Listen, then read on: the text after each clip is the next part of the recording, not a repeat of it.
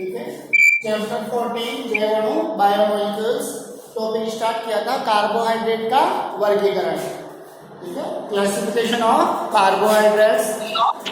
तीन प्रकार का वर्गीकरण देखा था। ठीक है, पहला किसके आधार पर?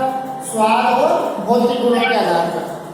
ठीक है, जो भी कार्बोहाइड्रेट है उनकी फिजिकल प्रॉपर्टी क्या है, भौतिक गुण क्या है, ठीक है, उनका टेस्ट कैसा है, स्वाद कैसा है, इस आधार पर कार्बोहाइड्रेट कितने पार्ट में, कितने भाग में विभाजित किया था, डिवाइड कर दिया था, दो पार्ट में।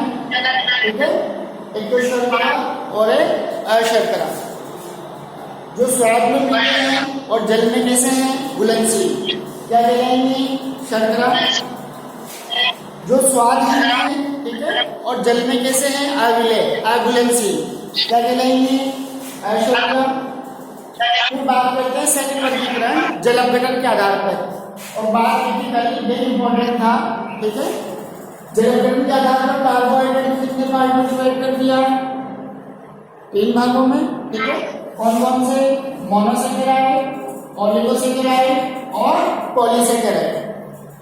मोनोसेकेराइड, ओलिगोसेकेराइड और पॉलीसेकेराइड कल यहाँ तक बात कर ली थी। इनकी डेफिनेशन की परिभाषा भी देख ली थी। मोनोसेकेराइड किसे कहते हैं? वे कार्बोहाइड्रेट जिनका जल अपघटन नहीं होता। ठीक है, मोनोसेकेराइड किसे कहा था? वे कार्बोहाइड्रेट जिनका जल अपघटन नहीं होता। तो ये क्या है? सरल शर्करा। सबसे सरल शर्करा कौन है? मोनोसेकेराइड। इनका जल अपघटन नहीं होता, यानी सामान्य कार्बोहाइड्रेट जल अपघटित होकर उससे अधिक यौगिक नहीं दे सकते। क्या कहलाते हैं? मोनोसेकेराइड। जिन कार्बोहाइड्रेट का जल अपघटन नहीं होता क्या कहलाते हैं? मोनोसेकेराइड। या ये कह सकते हैं कि वह कार्बोहाइड्रेट, वह सामान्य कार्बोहाइड्रेट जो जल अपघटित होकर उससे अधिक सामान्य यौगिक यानी उससे अधिक छोटे यौगिक नहीं देता, क्या कहलाता है? मोनोसेकेराइड। ठीक है, एग्जाम्पल्स देख लिए थे कल इसके। ग्लूकोज, ठीक है, गैलेक्टोज, उदाहरण है मोनोसेकेराइड। ठीक है, फिर बात करते हैं सेकंड, ठीक है, ओलिगोसेकेराइड। ओलिगोसेकेराइड किसे कहा था? वे कार्बोहाइड्रेट जिनका जल अपघटन करने पर, वे कार्बोहाइड्रेट जिनका जल अपघटन करने पर 2 से 10 इकाइयां किसकी दे रहे थे? मोनोसेकेराइड की। 2 से 10 इकाइयां किसकी देंगे? मोनोसेकेराइड की देते हैं। क्या कहलाते हैं? ओलिगोसेकेराइड। ठीक है, जो ओलिगोसेकेराइड 2 इकाई देते हैं वो क्या कहलाएंगे? डाइसेकेराइड। जो ओलिगोसेकेराइड 3 इकाई देते हैं वो क्या कहलाएंगे? ट्राइसेकेराइड। जो 4 मोनोसेकेराइड इकाइयां देते हैं वो क्या कहलाएंगे? टेट्रासेकेराइड। ठीक है, तो ओलिगोसेकेराइड कितनी इकाइयां दे सकते हैं? मोनोसेकेराइड की 2 से लेकर 10 तक। इन मोनोसेकेराइड इकाइयों की संख्या के आधार पर इनको वापस क्या कर सकते हैं? विभाजित कर सकते हैं। जो ओलिगोसेकेराइड 2 इकाई दे रहा है मोनोसेकेराइड की वो क्या कहलाएगा? डाइसेकेराइड। और जो ओलिगोसेकेराइड मोनोसेकेराइड की 3 इकाई देता है वो क्या कहलाएगा? ट्राइसेकेराइड। 4 इकाई दे रहा है तो टेट्रासेकेराइड। आगे तक चलते रहिए। आगे उदाहरण देंगे सुक्रोज, लैक्टोज, माल्टोज आदि। ये सब किसके उदाहरण है? ओलिगोसेकेराइड। मुख्य रूप से क्या है? तीनों डाइसेकेराइड। यानी कितनी कितनी इकाइयां देंगे मोनोसेकेराइड की? 2 इकाइयां देंगे। ठीक है, फिर बात करते हैं तीसरा, पॉलीसेकेराइड। किसे कहा जाता है? पॉलीसेकेराइड वे कार्बोहाइड्रेट जो जल अपघटित होकर, ठीक है, मोनोसेकेराइड की कितनी इकाइयां देते हैं? 10 से अधिक इकाइयां। मोनोसेकेराइड की कितनी इकाइयां देंगे? 10 से अधिक इकाइयां देते हैं। क्या कहलाते हैं? पॉलीसेकेराइड। और पॉली किसके लिए उसमें लेते हैं? बहुलक। यानी पॉलीसेकेराइड क्या है? एक प्रकार के बहुलक है। ठीक है, तो जो कार्बोहाइड्रेट 10 से अधिक मोनोसेकेराइड इकाइयां देंगे जल अपघटित होकर क्या कहलाएंगे? पॉलीसेकेराइड। एग्जाम्पल्स की बात करें तो सेलुलोज, स्टार्च, ग्लाइकोजन, ये तीनों किसमें आ जाएंगे? पॉलीसेकेराइड। ठीक है, यहां तक क्लियर था। डिटेल में बात करें मोनोसेकेराइड की प्रॉपर्टी क्या होगी, मोनोसेकेराइड के गुण क्या होंगे, तो मोनोसेकेराइड को क्या नाम दिया जाएगा, सरल शर्करा। मोनोसेकेराइड क्या कहलाते हैं, सरल शर्करा कहलाते हैं। मोनोसेकेराइड की गुणों की बात करें, प्रॉपर्टी की,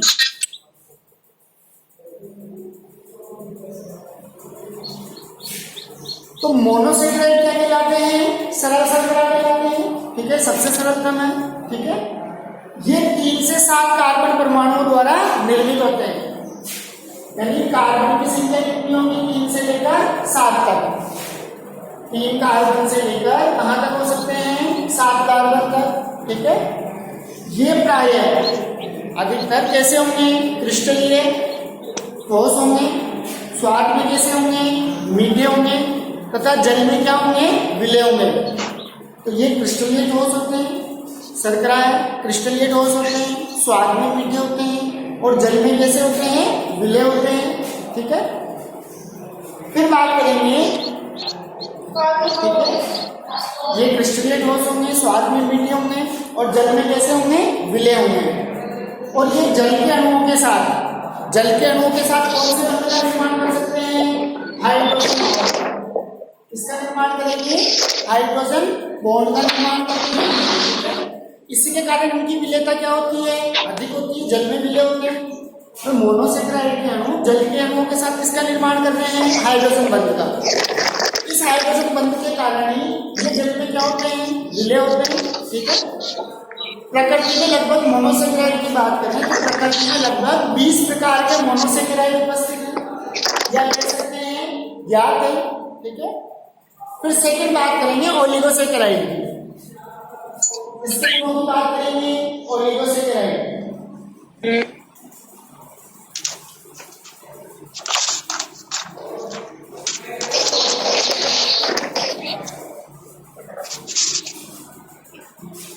ओलिगोसेकेराइड किसे कहा, जो मोनोसेकेराइड की कितनी इकाइयां दे रहे थे, 2 से 10 इकाइयां। ठीक है, मोनोसेकेराइड की कितनी इकाइयां देते हैं, 2 से 10 इकाइयां किसकी देते हैं, मोनोसेकेराइड। क्या कहलाते थे, ओलिगोसेकेराइड। ठीक है, जलपटित होकर। फिर बात करें मोनोसेकेराइड, ओलिगोसेकेराइड का वर्गीकरण किया था किस आधार पर, कि मोनोसेकेराइड की कितनी इकाइयां देते हैं। मान लो मोनोसेकेराइड की 2 इकाई देते हैं, क्या कहलाएंगे, डाइसेकेराइड। क्या कहलाएंगे, डाइसेकेराइड। 3 इकाई देते हैं तो क्या कहलाएंगे, ट्राइसेकेराइड। 4 इकाई देते हैं तो क्या कहलाएंगे, टेट्रासेकेराइड। ठीक है, तो जो मोनोसेकेराइड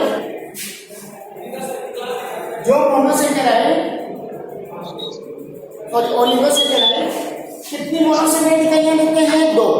वो ओलिगोसेकेराइड क्या कहलाएंगे, डाइसेकेराइड।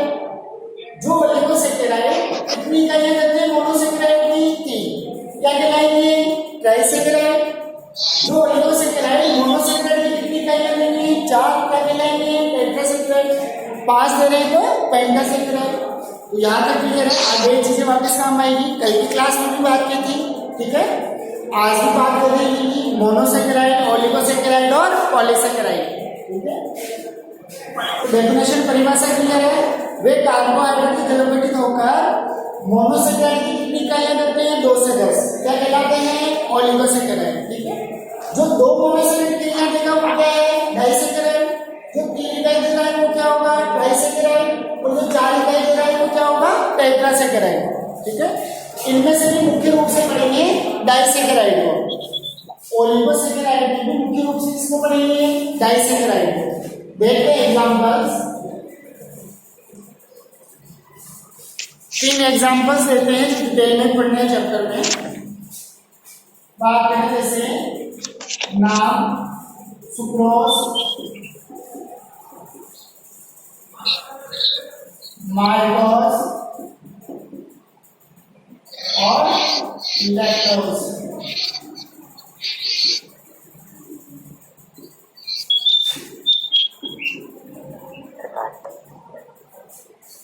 ठीक है, सुक्रोज, माल्टोज और लैक्टोज।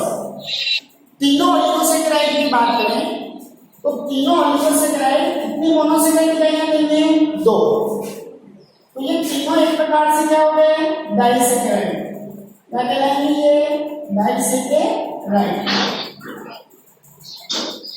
क्लियर है? डाइसैकेराइड किसे कहेंगे, ट्राइसैकेराइड किसे कहेंगे? ठीक है, सुक्रोज, माल्टोज और लैक्टोज तीनों किसके उदाहरण हैं? ओलिगोसैकेराइड। इसके उदाहरण है ओलिगोसैकेराइड के। कितनी मोनोसैकेराइड इकाइयां देंगे? तीनों 2-2 प्रकार की। हो सकता है दोनों मोनोसैकेराइड इकाइयां या तो समान हो या कैसी हो? भिन्न भिन्न प्रकार की, अलग अलग प्रकार की हो। तो तीनों ओलिगोसैकेराइड है, ठीक है, तीनों कितनी मोनोसैकेराइड इकाइयां देंगे? 2-2। तो जो ओलिगोसैकेराइड 2 मोनोसैकेराइड इकाई दे रहा है जन्म घटन पे, क्या कहला रहा है? डाइसैकेराइड। तो सुक्रोज, माल्टोज और लैक्टोज तीनों की बात करेंगे तो तीनों क्या हो गए? एक प्रकार के डाइसैकेराइड हो गए। ठीक है, मेन टॉपिक यही रहेगा, ओलिगोसैकेराइड में डाइसैकेराइड डिटेल में पढ़ेंगे। सुक्रोज, माल्टोज और लैक्टोज तीनों क्या है? डाइसैकेराइड है। अब तीनों डाइसैकेराइड है तो तीनों का फॉर्मूला कैसा होगा? सेम होगा। ठीक है, बात करें सुक्रोज, माल्टोज और लैक्टोज के फॉर्मूले की, C12H22O11, C12H22O11। माल्टोज की बात करेंगे तो ये भी डाइसैकेराइड है, सेम फॉर्मूला। लैक्टोज की बात करेंगे तो लैक्टोज भी क्या है? डाइसैकेराइड। तो इसका फॉर्मूला भी कैसा रहेगा? सेम।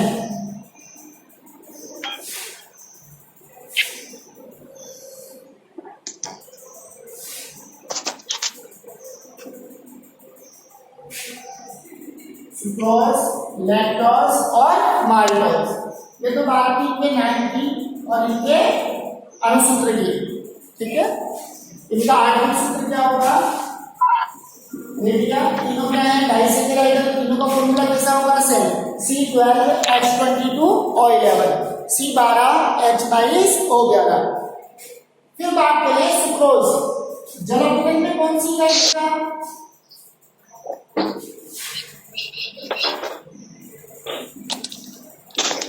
जलपघन के दौरान प्राप्त मोनोसैकेराइड,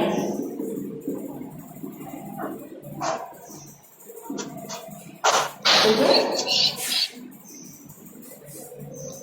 सुक्रोज, माल्टोज और लैक्टोज तीनों क्या है? डाइसैकेराइड है। कितनी कितनी मोनोसैकेराइड इकाई देंगे? 2 प्रकार है। ठीक है, तीनों के आणविक सूत्र की बात करें तो तीनों क्या है? डाइसैकेराइड है। ठीक है, तीनों डाइसैकेराइड है तो तीनों का आणविक सूत्र कैसा होगा? सेम होगा। यहाँ तक क्लियर है? ठीक है, फिर बात करें जलपघन के दौरान, ठीक है, कौन कौन सी मोनोसैकेराइड इकाइयां देंगे? ठीक है, तो सुक्रोज को क्या देगा? Glucose plus fructose. सुक्रोज कितनी इकाइयां दे रहा है मोनोसैकेराइड की? 2। दोनों इकाइयां कैसी है? भिन्न भिन्न। एक इकाई किसकी है? ग्लूकोज की, और एक इकाई किसकी है? फ्रक्टोज की। ठीक है, फिर बात करें माल्टोज की, तो माल्टोज की कितनी इकाई देगा? 2। एक इकाई किसकी देगा? ग्लूकोज की, और दूसरी इकाई भी किसकी देगा? ग्लूकोज की। माल्टोज भी डाइसैकेराइड है। कितनी मोनोसैकेराइड इकाई दे रहा है? 2 प्रकार की। दोनों इकाइयां कैसी है? यहाँ सेम है। बात की थी कि दोनों इकाइयां समान भी हो सकती है और भिन्न भिन्न भी हो सकती है। तो माल्टोज कौन कौन सी इकाई दे रहा है? Glucose plus glucose. फिर बात करें लैक्टोज की, तो लैक्टोज भी कितनी इकाइयां देगा मोनोसैकेराइड की? 2। कौन कौन सी? एक तो ग्लूकोज और एक देगा गैलेक्टोज।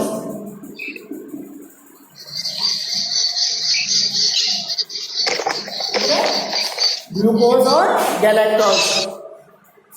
तो ये बात की डाइसैकेराइड की। 3 उदाहरण देखिए, एग्जांपल्स देखिए, सुक्रोज, माल्टोज और लैक्टोज।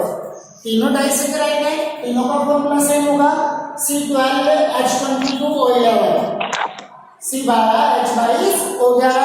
ठीक है, जलपघन के दौरान कौन कौन से मोनोसैकेराइड देंगे? तो सुक्रोज को कौन सी इकाई देता है? ग्लूकोज और फ्रक्टोज की, समान अनुपात में। एक इकाई ग्लूकोज की और एक इकाई किसकी देता है? फ्रक्टोज की। माल्टोज की बात करें तो दोनों इकाइयां किसकी है, ग्लूकोज की। और लैक्टोज की बात करेंगे तो एक इकाई किसकी देगा, ग्लूकोज की, और एक इकाई किसकी दे देगा, गैलेक्टोज। ठीक है। और इन सभी मोनोसेकेराइड की बात करें, एक इकाई सभी में कॉमन है कौन सी, ग्लूकोज, चाहे सुक्रोज हो, माल्टोज हो या लैक्टोज हो, तीनों के जलप्रदान से कौन सी इकाई प्राप्त होती है, ग्लूकोज। ये तीनों में कॉमन है। सुक्रोज एक क्या देगा, फ्रक्टोज, माल्टोज का देगा ग्लूकोज, लैक्टोज का देगा गैलेक्टोज। ठीक है। फिर बात करें मोनोसेकेराइड की ग्लूकोज, फ्रक्टोज और गैलेक्टोज। तो चाहे ग्लूकोज की बात करें, फ्रक्टोज की बात करें या गैलेक्टोज की बात करें, तीनों का फॉर्मूला कैसा होगा, समान होगा। ठीक है। तीनों कितने कार्बन वाले होते हैं, 6 कार्बन वाले। तीनों मोनोसेकेराइड कितने कार्बन युक्त हैं, 6 कार्बन युक्त। ठीक है। तो ग्लूकोज, फ्रक्टोज और गैलेक्टोज तीनों का फॉर्मूला कैसा होगा, सेम होगा। ठीक है। तो तीनों कितने कार्बन वाले कार्बोहाइड्रेट है, 6 कार्बन वाले। क्या रहेगा फॉर्मूला, C6H12O6। ठीक है। C6H12O6 इसका फॉर्मूला रहेगा ग्लूकोज, फ्रक्टोज और गैलेक्टोज का। फिर इनके सामान्य गुण की बात करें, ठीक है, तो ओलिगोसेकेराइड में मोनोसेकेराइड इकाइयां, जैसे बात करें सुक्रोज की,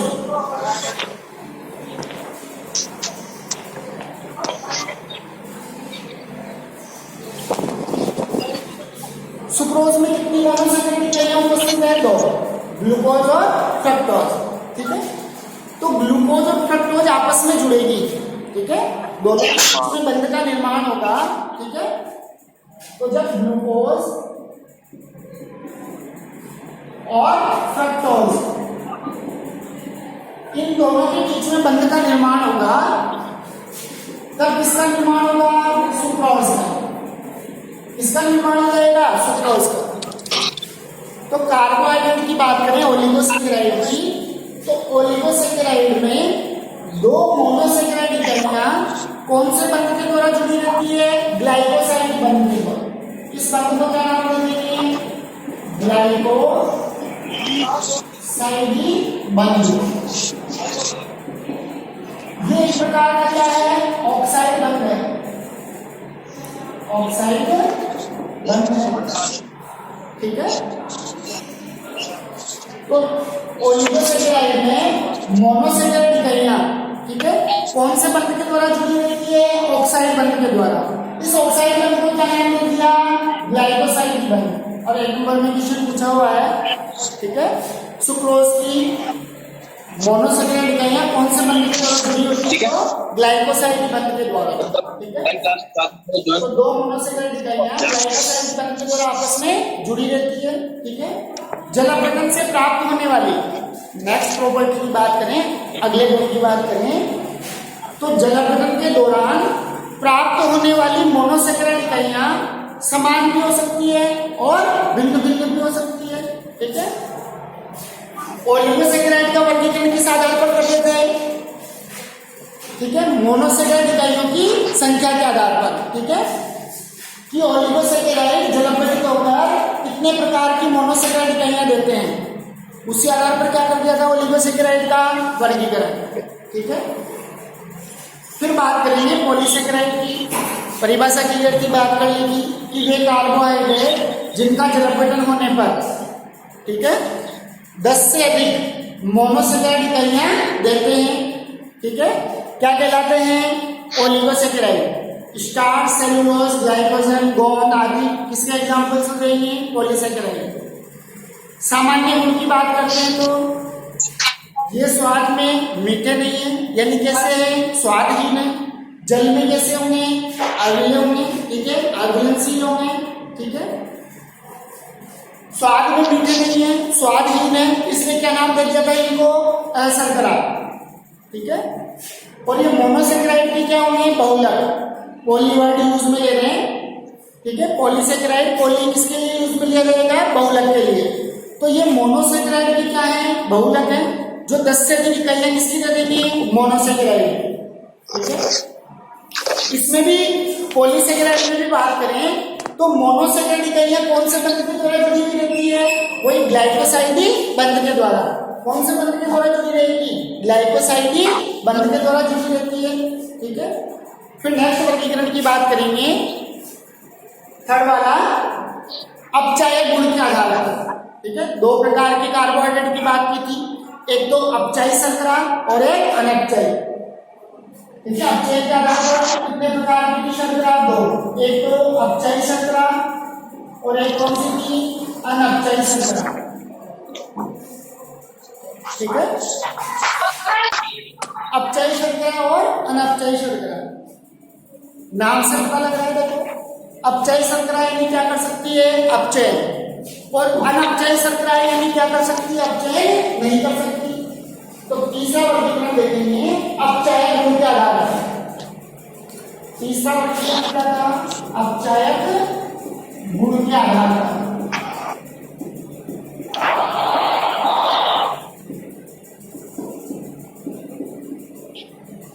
अपचायक गुण के आधार पर शर्करा कितने प्रकार की थी, दो प्रकार की, एक तो अपचायक शर्करा या अपचायी शर्करा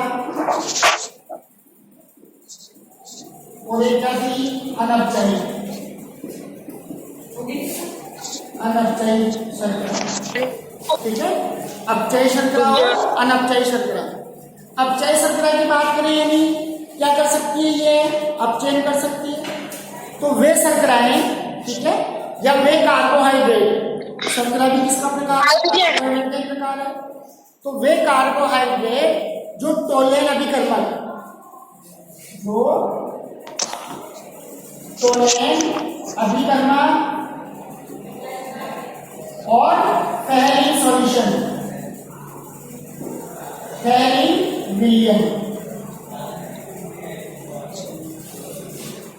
जो कार्बोहाइड्रेट टोलेन अभिकर्मक और फेरिन विलयन, फेरिन सॉल्यूशन का अपचयन कर सकती है। ठीक है, वे कार्बोहाइड्रेट जो टोलेन अभिकर्मक और फेरिन विलयन का क्या कर सकती है, अपचयन कर सकती है, क्या कहलाती है, अपचायी शर्करा। जो कार्बोहाइड्रेट टोलेन अभिकर्मक और फेरिन विलयन का अपचयन कर सकती है, क्या कहलाती है, अपचायी शर्करा। ठीक है, और जो कार्बोहाइड्रेट, अपचायी शर्करा की बात करें एग्जाम्पल्स की, तो सभी मोनोसेकेराइड, जितने भी मोनोसेकेराइड है वो किसमें आ जाते हैं, अपचायी शर्करा में, ग्लूकोज फ्रक्टोज आदि। ठीक है, फिर बात करें अनपचायी शर्करा, तो वे कार्बोहाइड्रेट जो टोलेन अभिकर्मक और